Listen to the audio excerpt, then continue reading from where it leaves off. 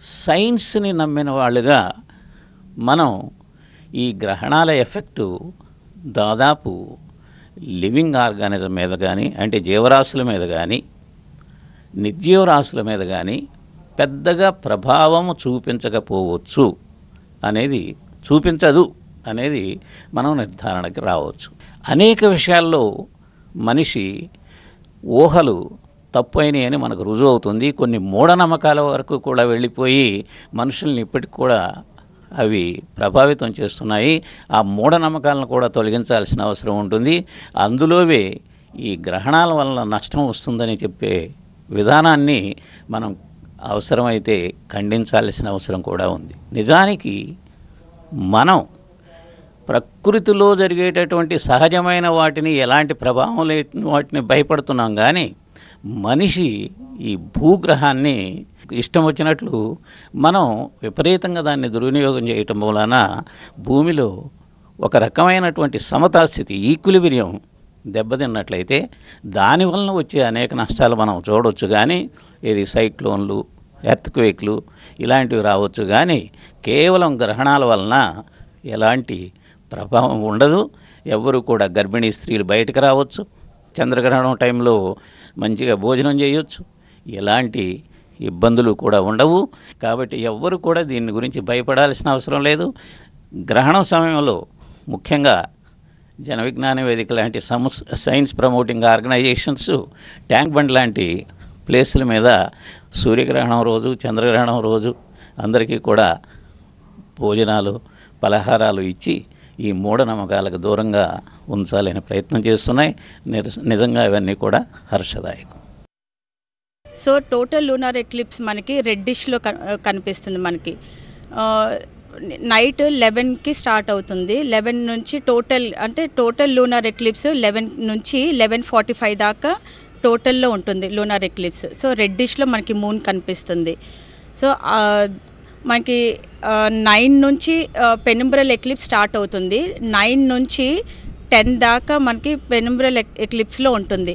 After that lunar eclipse, partial lunar eclipse start అవుతుంది 11 o'clock. 11కి టోటల్గా lunar eclipse రెడ్డిష్లో కనిపిస్తుంది. So అది మనకి 45 minutes మనకి కనిపిస్తుంది.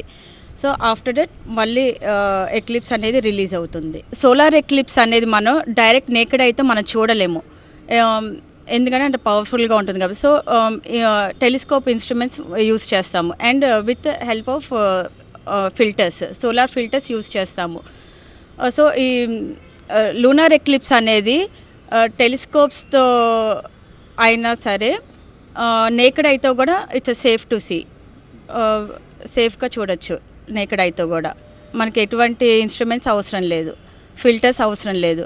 లూనార్ ఎక్లిప్స్ రెడ్డిష్గా మనకి నేకెడ్ అయితేనే స్కైలో కనిపిస్తుంది. చాలా మిత్స్ ఉన్నాయి, అంటే చూడకూడదు, బయటికి రాకూడదు, ఇవన్నీ చాలా అంటూ ఉంటారు. కానీ ఇది మనకి చాలా రేర్ ఈవెంట్. స్కైలో సెలిస్ట్రియల్ ఈవెంట్ అనేది చాలా రేర్గా వస్తుంది. అండ్ సైన్స్ అండ్ టెక్నాలజీ మీద కూడా మనకి స్టూడెంట్స్కి కూడా చాలా అవేర్నెస్ క్రియేట్ అవుతుంది. అసలు లూనార్ ఎక్లిప్స్ ఎందుకు ఫామ్ అవుతుంది, ఎట్లా ఫామ్ అవుతుంది, దాని వెనకాల ఉన్న సైన్స్ ఏంటి, ఇవన్నీ స్టూడెంట్స్ కూడా అందరూ చాలామంది అవేర్నెస్ క్రియేట్ అయ్యి ఇప్పుడు రోజు ఏంటంటే అది కమింగ్ అవుట్ అనమాట. సైన్స్ తెలుసుకొని, దాని వెనకాల ఉన్న సైన్స్ తెలుసుకొని బయటకు వచ్చి అందరు చూస్తున్నారు లూనార్ ఎక్లిప్స్ కానీ, సోలార్ ఎక్లిప్స్ కానీ ఇవన్నీ. చంద్రగ్రహణానికి ప్రాముఖ్యత ఏంటంటే సుదీర్ఘకాలంగా గ్రహణం అనేటటువంటిది ఏర్పడే అవకాశం ఉంది. దానివల్ల అంబ్రా పెనంబ్రా అనేటటువంటిది గ్రహణాలు ఏర్పడ్డప్పుడు దాని చుట్టూ చంద్రుడు కానీ సూర్యుని కానీ చుట్టూ ఏర్పడేటటువంటి ఛాయాభేదాల వల్ల ఏర్పడేటటువంటి అంశాల్లో మనకు పెనంబ్రా కాలం అనేది ఎక్కువగా ఉండడం వల్ల చంద్రుడు మనకు స్పష్టంగా ఎరుపు రంగులో కనబడతాడు. దాన్ని బ్లడ్ మూన్ అని పేర్కొంటూ ఉంటారు. 9:56 స్పష్టంగా చంద్రగ్రహణం ప్రారంభమై మధ్యరాత్రి 1:26 వరకు ముగిసిపోయేటటువంటి అవకాశం ఉంది. ఈ చంద్రగ్రహణం వచ్చి మనకు ఆసియా ఖండం మొత్తం మరియు ఆస్ట్రేలియా, యూరప్తో పాటుగా పాక్షికంగా తూర్పు ఆఫ్రికా దేశాల్లో ఈ సంపూర్ణ చంద్రగ్రహణాన్ని వీక్షించవచ్చు. ఈ చంద్రగ్రహణం అనేటటువంటిది సూర్యగ్రహణంతో మనం పోల్చుకున్నట్టయితే ఎటువంటి అతినీలోహిత కిరణాలు ఏర్పడేటటువంటి అవకాశం లేదు కాబట్టి, అలాగే పౌర్ణమి రోజు రాత్రిపూట ఏర్పడుతుంది, రాత్రిపూట ఏర్పడుతుంది కాబట్టి మనం స్పష్టంగా ఎటువంటి ఉపకరణాలు లేకుండా మనం ఈ చంద్రగ్రహణాన్ని చూడొచ్చు. ఆకాశం పొడిగా ఉన్నట్టయితే చక్కగా చూసే అవకాశం ఉంటుంది. ఎటువంటి మూఢనమ్మకాలు లేకుండా ఉత్సాహంగా చూడాలనుకునే వాళ్ళు ఈ సంపూర్ణ చంద్రగ్రహణాన్ని చూడొచ్చు. Today is very special date as 7th September we're gonna witness the total lunar eclipse, and to understand this further, let's explain what is lunar eclipse. So what happens in lunar eclipse, when earth comes in between and obstruct the sunlight to fall on the moon, in that situation lunar eclipses happen. So this kind of an event is coming after so long. In 2022, in year 2022 we have witnessed the lunar eclipse, but due to the bad weather condition Delhi was not able to see that eclipse. So in 2018 was the last when Delhi saw the total lunar eclipse. So after 2018 this will be the lunar eclipse, the total lunar eclipse will Delhi people will gonna witness and enjoy. So entire 5 hours 27 minutes it will be visible from India. Sir ये हमारा planetarium का ये दूरबीन है, telescope है। ये 8 inch का है। ये अलग अलग कॉन्फ़िगरेशन में आता है। 8 इंच का होता है, 12 इंच का होता है, 14 इंच का होता है। ये 8 इंच का है जो एक कॉमन मैन के लिए, हम पब्लिक के लिए हमको यूज़ करते हैं इसको। और ये कंप्यूटराइज्ड है, फुल्ली कंप्यूटराइज्ड है।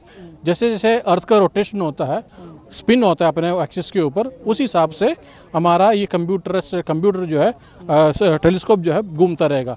हमें एक बार सेट करने के बाद ये उसको ट्रैक करते रहेगा, हमें फिर कुछ करने की जरूरत नहीं। पूरा कंप्यूटराइज्ड है और किसी भी ऑब्जेक्ट में इसको हम लगा सकते हैं। डायरेक्ट डिस्प्ले भी कर सकते हैं, टेलीकास्ट भी कर सकते हैं। टेलीकास्ट कर सकते हैं, उसमें कैमरा लगाना पड़ेगा। जहाँ पर हमने अभी हम आईपीएस लगा रखा है उस जगह पे कैमरा लगेगा।